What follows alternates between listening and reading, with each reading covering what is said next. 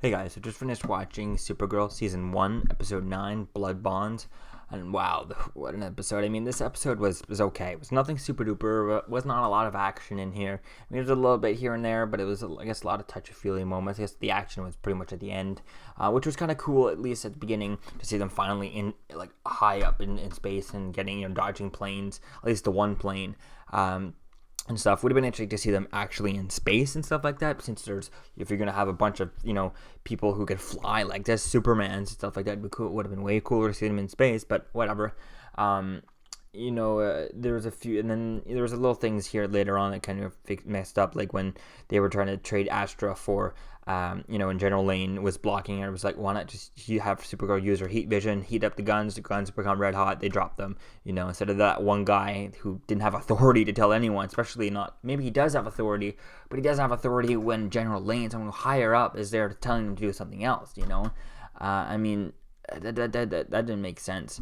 And then Supergirl, why does she arrive all the time at the same time as the DEO? Why not fly there, get there before someone, and everyone kind of check it out? And she should have been there before everyone, made sure to go, oh, it's a bomb, and already been in it before. Why did she have to wait for everyone to get there? Little things like that, which I don't understand why they do that. Instead of having her just be there first, she should be fast enough. And then the whole Maxwell Lord is kind of interesting to see who he's playing with, and what he's, doing. Interesting to see who that character turns out to be. And that black stuff does remind me a little bit of maybe like the Brainiac from Smallville, or it could be the Brainiac. I guess it was Brainiac, that I remember a lot from Smallville. Or it could also maybe be Darkseid from Smallville, but Darkseid wasn't the Ooze. Ooze was more Brainiac. So maybe I guess I feel like they'll probably take a different route, since obviously Martian Manhunter's different from Smallville. But it'd be definitely interesting to see who they choose to go with that Ooze, that black Ooze stuff. That'd be cool to see how they do that.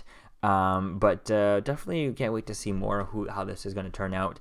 It was pretty interesting to see that, especially seeing Martian Manhunter play Supergirl and stuff like that. That was kind of cool, which I didn't understand at the end when they met on the roof.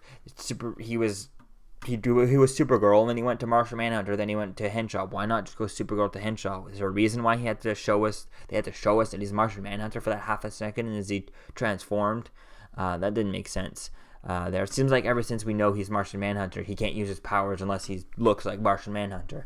So that was kind of weird, since before we know he was Martian Manhunter, he would use his powers, but only his eyes would glow red, which hopefully he can use his powers without having to turn his eyes red. It'd be cool to see if they do that. Yeah. Let me know what you think, guys, about this episode in the comments below, and I'll see you guys in the next video. Peace.